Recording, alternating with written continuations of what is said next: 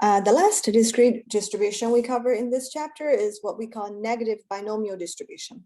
Okay, and this again, as you will see in the definition, also occurs a lot of times in gambling games. Okay, so we denote random variable x. Okay, again, it's taking integer values but not including 0. Okay, so we'll see why that is the case. Okay, having a negative binomial distribution with a single parameter, so it only also has a success probability as the single parameter, and its PMF is this. Okay, so we're gonna see why that is the case. Okay, so the random variable x, okay, represents the number of trials performed until we get r successes. Okay, so this is slightly different from the geometric, and you will see that the geometric is a special case of negative binomial. So geometric is that we get one success and we end. Okay, but negative binomial here is that you need to get r success and you end. Okay, and in particular, of course, the last trial has to be a success because otherwise you will end earlier.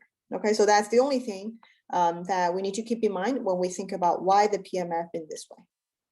So let's think about it. Okay, so you need to have r successes. Okay, there are k trials, like whenever you're doing x equals to k, right? So k is the number of trials. Okay, and let's think about how you can get the PMF. Okay, you have r successes, the success probability is p, right? So you have this p to the power of r. Okay, that makes sense. Okay, 1 minus p to the power of k minus r, that also makes sense. Okay, because you have k trials in total, right? And then you have r successes, so you will have to k minus r failures. Okay, so this part I think overall makes sense. Okay, but now let's look at this choose function.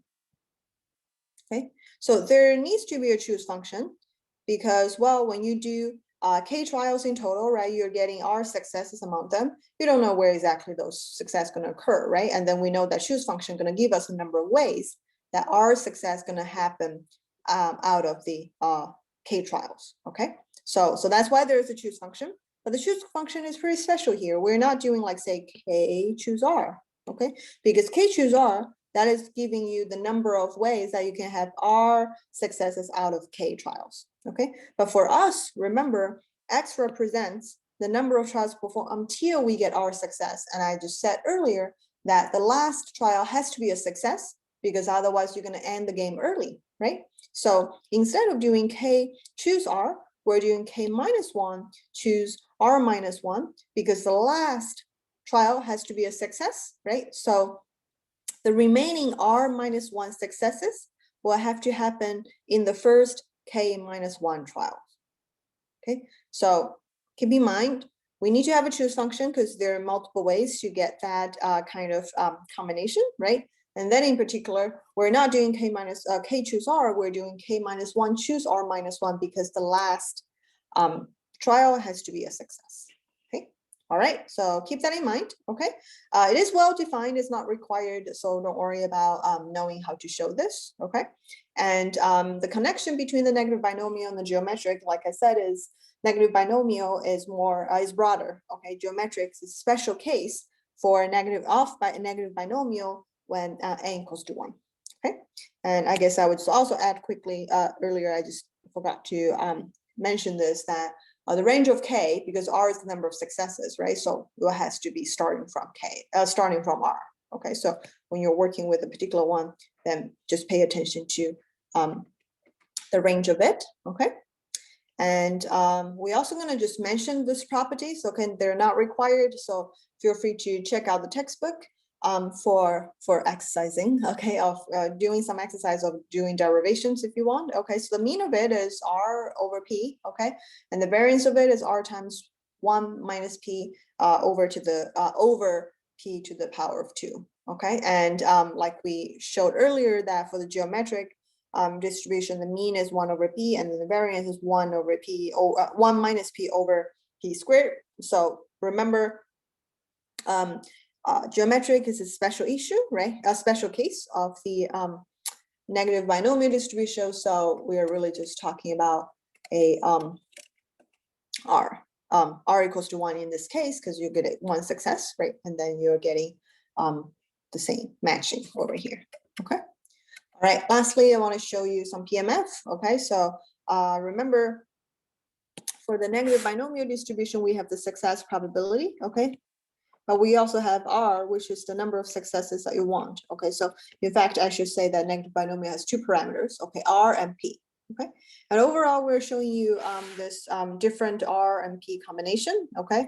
And we can probably put them into two pairs just to compare, okay? Because the first two, they have the same success numbers, success counts, but then with different success probability, okay? Again, if success probability is higher, overall, you're gonna see a shorter range, right? Compared to, if you compare this to, well, it's the same range, let me put it this way. Same range, but shorter tail, okay? So like less variance, okay? And, but then if you, and then the same as this lower pair as well. But if you compare, let me do this one, and this one, okay? So that's same success probability, but you need to achieve more successes to end your game. So no wonder, right? You're seeing a shift of the mean to the right when R is bigger, right? And the variance overall seems to be, I think, to some degree pretty similar. So, but again, if you can always go back to the previous slide, right? We know the variance and the mean expression for the negative binomial distribution. You can understand those graphics a little bit more as well. All right, so to recap, we talked about the negative binomial distribution. Oh, okay, it's PMF. Okay, it has two parameters, R and P. Okay, so this is what we write over here. Okay, and we know the mean and variance expression, they're not required, but good to know. And then, of course, when R equals to 1, it boils down to reduces to the geometric distribution, okay? And also don't forget, geometric distributions memoryless, okay? So that can be a really handy property, okay? And overall, this is just a table, okay, of all of the different discrete random variables and discrete distributions that we talk about, okay? We mentioned the name, okay, the range of it, okay, the PMF, as well as the mean and variance, okay? So this could be handy, and I think the textbook, I think, has those kind of tables. Oh, not tables, let me see. If you go to, like, say, the front page, okay, the cover, like just open the page 1, you will see that they have showing you common discrete distributions, and here we're using a table to summarize them, okay? And I think for some of them, we talked about like the mean and variance, you need to know how to do them, okay, the first 3, I would say. Okay, and all of them, I think we need to know the PMF, okay, and most of them, I guess, except for Poisson, okay, a little bit complicated to understand why exactly the case, but then all of the other 4, I think it's pretty intuitive to show why the PMF is the way they are.